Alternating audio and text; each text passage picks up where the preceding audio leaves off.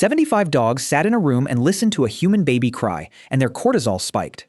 Why would a sound from a completely different species reach into a dog's blood and move its chemistry? The same stress hormone that climbed in the 74 humans hearing the exact same sound in the exact same room climbed in the dogs too. Not from babbling, not from white noise, only the crying did this. And each dog did something you would not. It went low, submissive, and alert at once, braced toward a small stranger of another species making a sound it had no logical reason to care about. You know the feeling underneath this.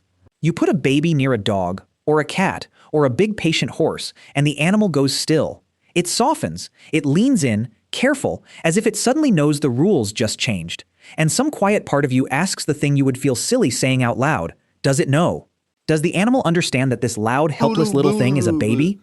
The honest answer is stranger than yes or no. Some animals clearly detect the cues of a human infant. A dog's body reacts to crying before the dog decides anything at all. But detecting a cue is not the same as understanding the category. The evidence says animals respond to a baby's signals. It does not say they know what a human baby is.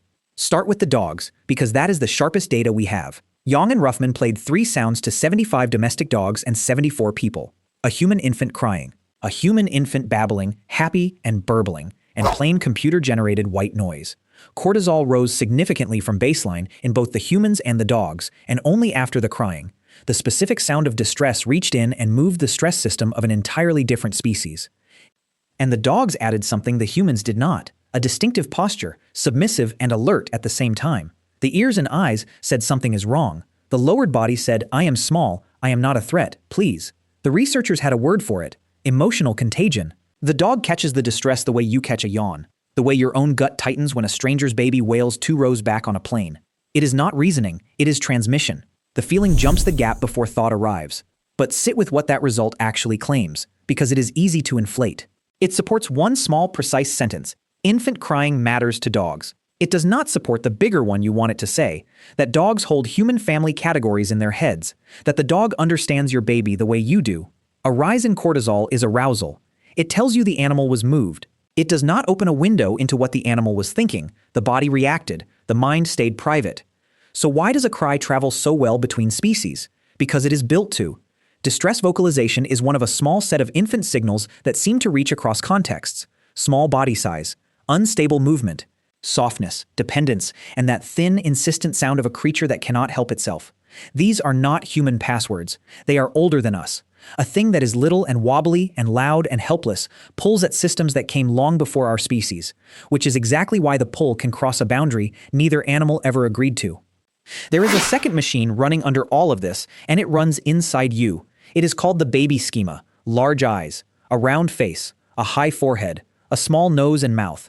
Pack those features together and human attention snaps to them automatically, whether they sit on a human face or an animal one. You do not choose it. It grabs you first and explains itself never. Glocker and colleagues proved how mechanical this is. They took photographs of infant faces and quietly dialed the baby schema up and down, high versions and low versions. Everything else held steady. Then 122 students rated them. The high baby schema faces were judged cuter and, more tellingly, they pulled a stronger urge to care. Not just to look, to reach out, to protect, to provide.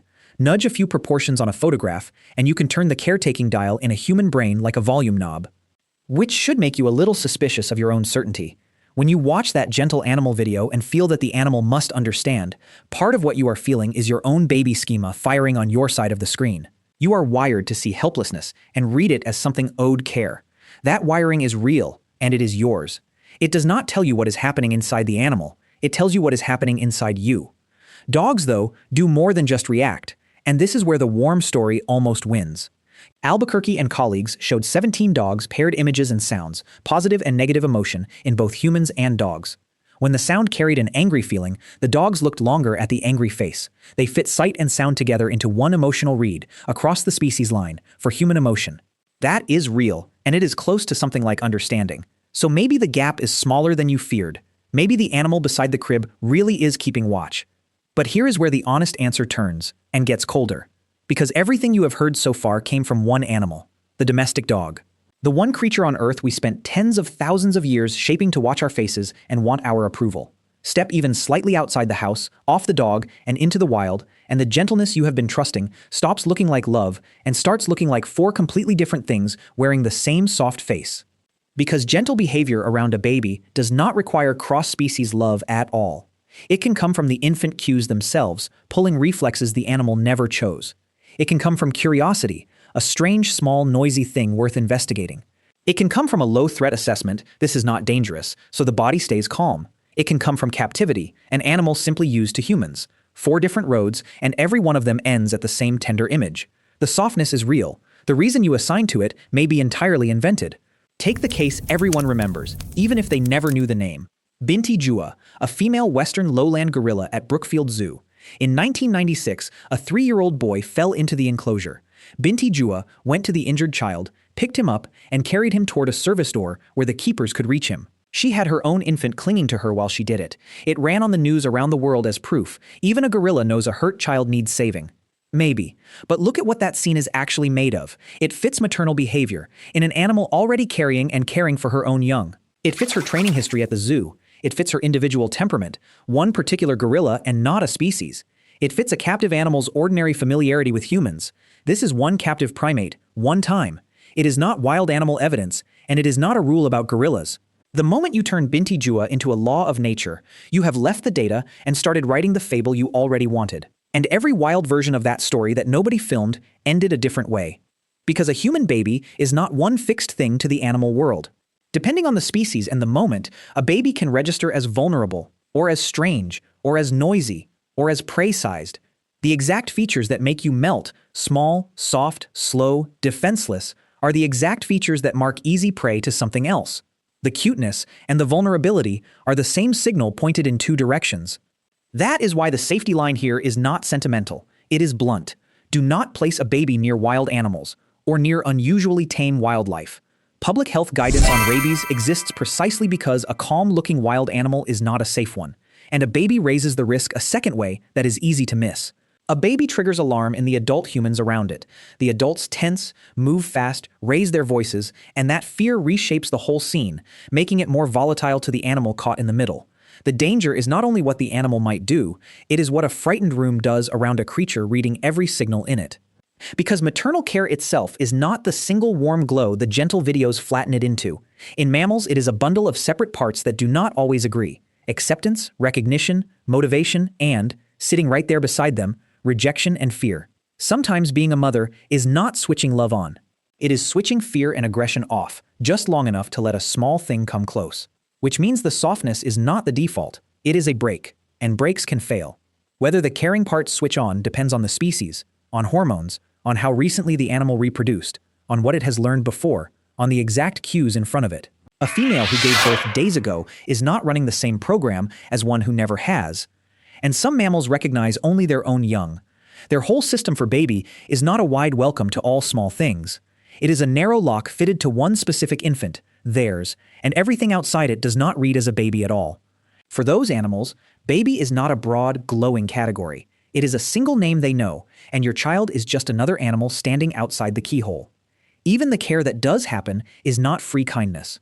Across species, parenting is a set of expensive jobs: protecting, provisioning, grooming, carrying, warming. Every one of them costs the parent time, energy, and risk, which means care is shaped by trade-offs, not by pure goodness. Evolution did not build a soft heart, it built a cost-benefit machine that, under the right conditions, produces behavior that looks exactly like a soft heart. From the outside, you cannot always tell them apart. From the inside, one of them is doing math. So put the whole thing on one line and stop pretending it is simple. Understanding a baby is not one switch that is on or off. It is a spectrum. At the bottom, a body reacts to a sound before any thought exists. The cortisol, the yawn that jumps, the flinch you do not approve first. Higher up, cues get read. This is small, this is hurt, this is asking. Higher still, something like interpretation, a sense of who this is and what is owed. Animals live scattered all along that line, most of them lower than the videos suggest. A few, like the dog, surprisingly far up. Not because they know the word baby, because the signal a baby makes is old enough and loud enough to reach them anyway. Which lands back on you and the question you were actually asking. Because you were never really asking whether the dog can define infant. You were standing over a crib, watching an animal go soft, and hoping that something outside your own species could feel what you feel looking at your child. And the true answer is a smaller, stranger kind of tender than the fantasy. The animal does not understand your baby, but a baby's cry can still cross into another creature's blood and move it, before either of you decides a thing. The strangest part was never how little the animal grasps. It is how much of your own tenderness arrives before you do.